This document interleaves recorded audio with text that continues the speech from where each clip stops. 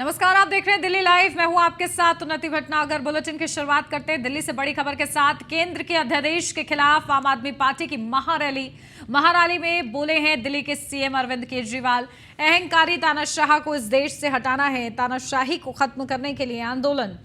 Supreme court ने दिल्ली के हक में फैसला किया, देश के फैसले को पीएम ने खारिज कर दिया।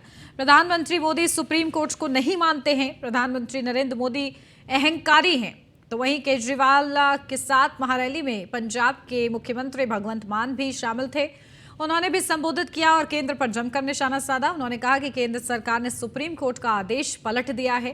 बजट सेशन के लिए सुप्रीम कोर्ट ने इजाजत दी थी। आज की रैली लोकतंत्र को बचाने की रैली है। आंदोलन शुरू हो रहा है। हमारे देश के अंदर जो तानाशाही लाई जा रही है उसे खत्म करने का जो आंदोलन शुरू हो रहा है, जनतंत्र को खत्म करने का जो आंदोलन शुरू हो रहा है, संविधान को बचाने का जो आंदोलन आज शुरू हो रहा है, बहुत जल्दी इस आंदोलन को भी सफलता मिलेगी। सुप्रीम कोर्ट ने दिल्ली के लोगों के हक में फैसला दिया। 8 साल तक दिल्ली के लोगों ने लड़ाई लड़ी सुप्रीम कोर्ट के अंदर। सुप्रीम कोर्ट में हमारे वकील अभिषेक मनु सिंघवी साहब ने दिल्ली के लोगों की तरफ से लड़ाई लड़ी। सबसे पहले मैं आज इस मंच से सिंघवी साहब का भी दिल्ली के लोगों की तरफ से शुक्रिया अदा करता हूं। देश के सबसे बड़ी अदालत के फैसले को प्रधानमंत्री ने खारिज कर दिया। प्रधानमंत्री कहते हैं मैं सुप्रीम कोर्ट को नहीं मानता। देश के प्रधानमंत्री कहते हैं मैं सुप्रीम कोर्ट को नहीं मानता।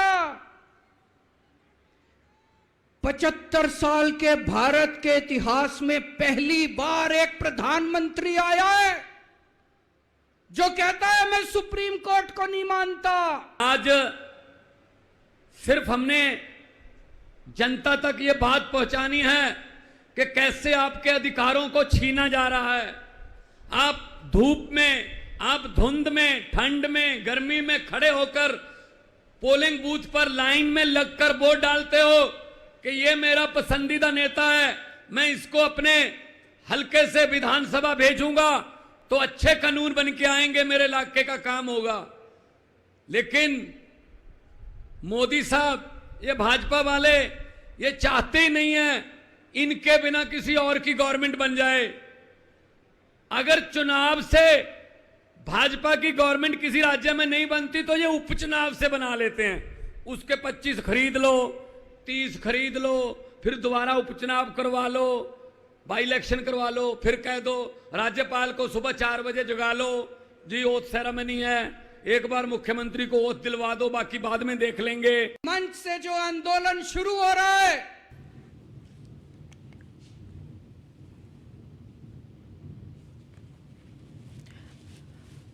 तो आज महारैली में सीएम अरविंद केजरीवाल ने जमकर केंद्र सरकार पर निशाना साधा। उनके साथ पंजाब के मुख्यमंत्री भगवंत मान भी शामिल रहे।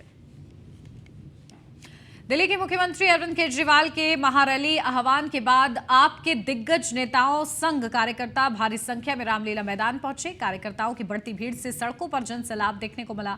संवाददाता किरण पाल सिंह ने कार्यकर्ताओं से खास बातचीत करते हुए पूछा कि क्या ये जनसैलाब 2024 की तस्वीर बदलेगा। भाजपा की तानाशाही के खिलाफ रामलीला मैदान में आज एक जन सैलाब उमड़ पड़ा है। क्या ये जन सैलाब 2024 लोकसभा चुनाव में तस्वीर बदलने का काम करेगा? आइए बात करते हैं कुछ लोगों से। ये 2024 की शुरुआत है। अरविंद केजरीवाल ने जब देश की राजनीति बदल दी, मोदी 2024 में ये मोदी का जन आक्रोश आप देख रहे हो, इतना बड़ा जन सैलाब सिर्फ ये 2024 की शुरुआत है। और आज से ये समझो एक एक दिन मोदी अपने गिरने शुरू हो जाएगा। तो ये चाहते हैं कि गवर्नमेंट स्कूल की हालत ख़राब हो, शिक्षा और चिकित्सा की हालत ख़राब हो। ये बेसिकली 2 विचारधारा की लड़ाई है देश में। एक तरफ अम्बेडकरवाद है जो प्रजातंत्र प्रणाली में विश्वास रखता है, प्रजातंत्र मूल्यों में, संविधान में विश्वास रखता है, और दूसरी तरफ मनुवाद है जो सावरकर है। तो सावरकर वर्सेस अम्बेडकर है। कि देश में गुस्सा है और लोकतंत्र जिस तरीके से रौंदा जा रहा है केंद्र सरकार द्वारा, ये आपने देखा चारों तरफ जिस तरीके से 42 से ज़्यादा डिग्री का टेम्परेचर आज दिल्ली में है। इतनी भारी गर्मी में जिस तरीके से जन सैलाब उमड़ा है, इससे एक मैसेज क्लियर कट है नरेंद्र मोदी जी की सरकार को कि अगर लोकतंत्र को ये नहीं समझते, जनता की ताकत को नहीं समझते, क्योंकि जो केंद्र सरकार की तानाशाही है उससे लोग परेशान हैं। चाहे कोई भी संवैधानिक संस्था है उनको इनने कब्जा करके बैठ चुके हैं, चाहे ईडी हो, सीबीआई हो, अपना चुनाव आयोग हो, और भी काफ़ी संस्थाएं हैं, उनको केंद्र सरकार लेकर। तो जन सैलाब पब्लिक ही तो बदलती है, जनता बदलती है। आप खुद देख रहे हैं, जनता कोई किराए की लाई नहीं है और दिल्ली की जनता बाहर से नहीं है, टोटल दिल्ली की जनता सड़कों पे आ गई है। बदलेगा, इसमें किसी तरह का संकोच नहीं है। और ये जन सैलाब अरविंद जी का एक बहुत बड़ा ऐलान है और इसके लिए मोदी जी को सोचना पड़ेगा कि कहीं उनकी प्रधानमंत्री की जो कुर्सी है वो खतरे में जा रही है। ये मोदी जी जिस अपनी उसमें है अकड़ में कि भाई मैं हूँ, ऐसा कभी कुछ नहीं होगा और ये देश को भी बदल के रख देंगे। राजनीति बदलने का वक्त है और ये केजरीवाल जी को नहीं रोक। रामलीला मैदान में केंद्र सरकार की तानाशाही के खिलाफ आई ये महारैली आगाज है 2024 के लोकसभा चुनाव का, और लोगों ने बताया कि किस तरीके से 2024 में आम आदमी का बढ़ता हुआ गिराव एक भारत की तस्वीर को बदलने का काम करेगा। आम आदमी पार्टी की महारैली में पहुंचे दिल्ली नगर निगम के नेता सदन मुकेश गोयल से खास बातचीत की हमारे न्यूज़ 1 इंडिया के संवाददाता ने, आपको सुनवाते हैं। जन सैलाब यहाँ उमड़ रहा है, क्या कहेंगे इस जन सैलाब के लिए? आज ये सारे जन सैलाब ये दर्शाता है कि आज जो भारतीय जनता पार्टी ने अध्यादेश के माध्यम से दिल्ली सरकार के शक्तियाँ कम करने का प्रयास किया, दिल्ली की जनता के अंदर कितना ज़बरदस्त रोष है। भारतीय जनता पार्टी दिल्ली के अंदर केजरीवाल से इसकी सरकार को काम नहीं करने दे रही है, QLG के माध्यम से यहाँ पर राज करना चाहती है, जबकि जनता ने चुने हुए सरकार केजरीवाल जी की सरकार दी है। तो आज दिल्ली की जनता सारी सड़कों पे आ गई है। ये आप देख रहे हो कि अंदर पंडाल पूरा खचाखच भरा हुआ है और बाहर भी हजारों की संख्या के अंदर कार्यकर्ता। मुकेश जी, क्या ये कह सकते हैं लोकसभा चुनाव से पहले 2024 से पहले ये आम आदमी पार्टी का आगाज है? नहीं, आम आदमी पार्टी का आगाज जब दिल्ली की जनता के ऊपर या देश की जनता के ऊपर कोई क्रूरता होती है, कोई तानाशाही पूर्वक रवैया अपनाया जाता है, तो आम आदमी पार्टी केजरीवाल जी के नेतृत्व में लगातार देश की और दिल्ली की जनता की आवाज़ उठाती है। और यही आज इसका परिणाम है कि दिल्ली की जनता आज केजरीवाल जी के साथ और केजरीवाल जी के आह्वान पे आज पूरा रामलीला मैदान अंदर ठगाठग भरा हुआ है और बाहर भी हजारों की संख्या के अंदर कार्यकर्ता होंगे। ये थे हमारे साथ नेता मुकेश गोयल, दिल्ली नगर निगम नेता सदन, जिनका कहना है कि जब जब दिल्ली वासियों के हक पर आवाज उठानी होगी, आम आदमी पार्टी सबसे आगे रहेगी। किरणपाल सिंह, दिल्ली। वहीं मॉडल टाउन विधायक अखिलेश पति त्रिपाठी से खास बातचीत की है हमारे न्यूज़ 1 इंडिया के संवाददाता ने, वो भी सुनवाते हैं आपको। लोकतंत्र को कुचलोगे तो आपको कुचलने के लिए जनता रोड पे निकल रही है।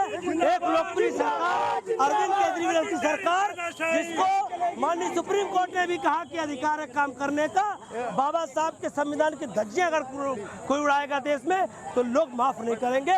अब लोग रोड पे उतर गए हैं। अरविंद केजरीवाल की सेना देखिए कितनी बड़ी है।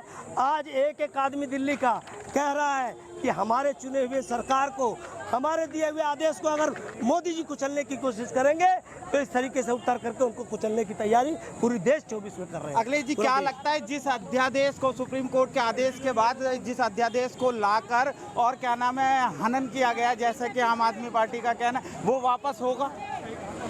वापस जनता का आदेश है कि चुनी हुई अरविंद केजरीवाल जी की सरकार को काम करने का अधिकार होना चाहिए। बिजली पर, पानी पर, शिक्षा पर, स्वास्थ्य पर एक बेहतरीन काम करके दिखाया।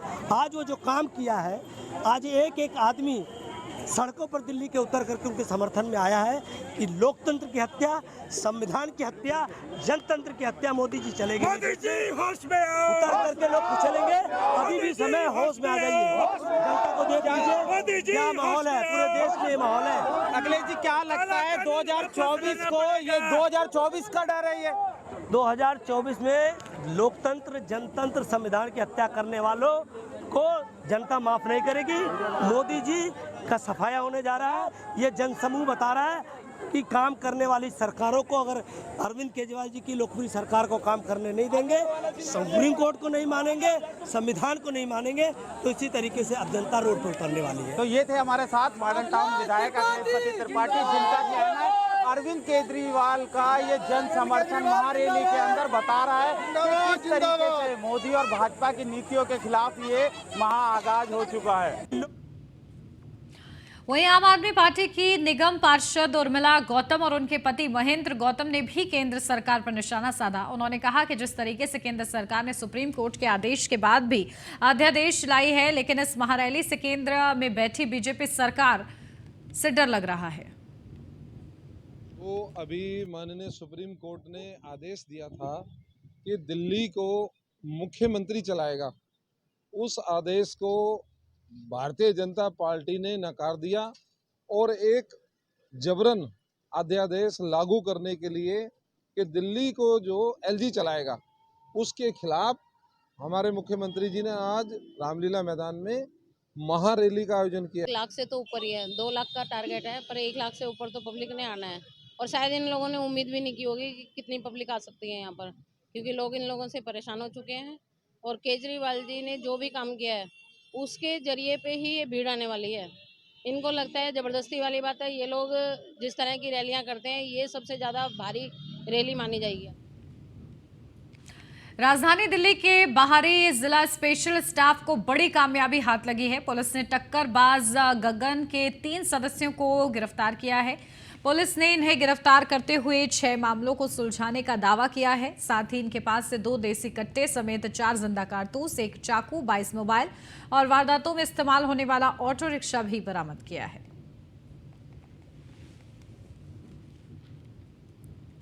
पश्चिमी दिल्ली के कीर्तिनगर इलाके में आज शाम अचानक फैक्ट्री के एक हिस्से में आग लग गई। फायर कंट्रोल रूम को सूचना दी गई। फायर टीम ने समय रहते आग पर काबू पाया।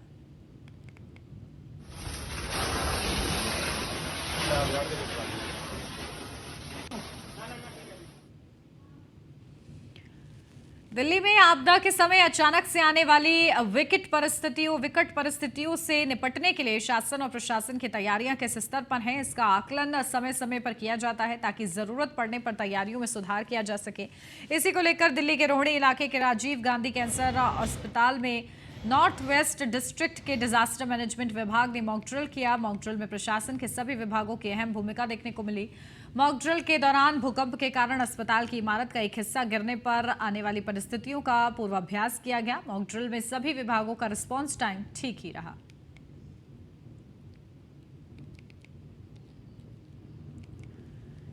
राजस्थान के पूर्व उप मुख्यमंत्री सचिन पायलट ने अपने पैतृक गांव वेदपुरा में अपने दिवंगत पिता राजेश पायलट की समाधि पर पुष्प अर्पित कर उन्हें नमन किया और श्रद्धांजलि अर्पित की। इस मौके पर उनके साथ नोएडा महानगर कांग्रेस अध्यक्ष राजकुमार तंवर भी मौजूद रहे। तो राजकुमार तंवर ने कहा कि राकेश पायलट जैसे जमीनी नेता मुश्किल से सदियों में जन्म लेते हैं। देश और समाज के लिए राजेश पायलट का संघर्ष कभी भुलाया नहीं जा सकता।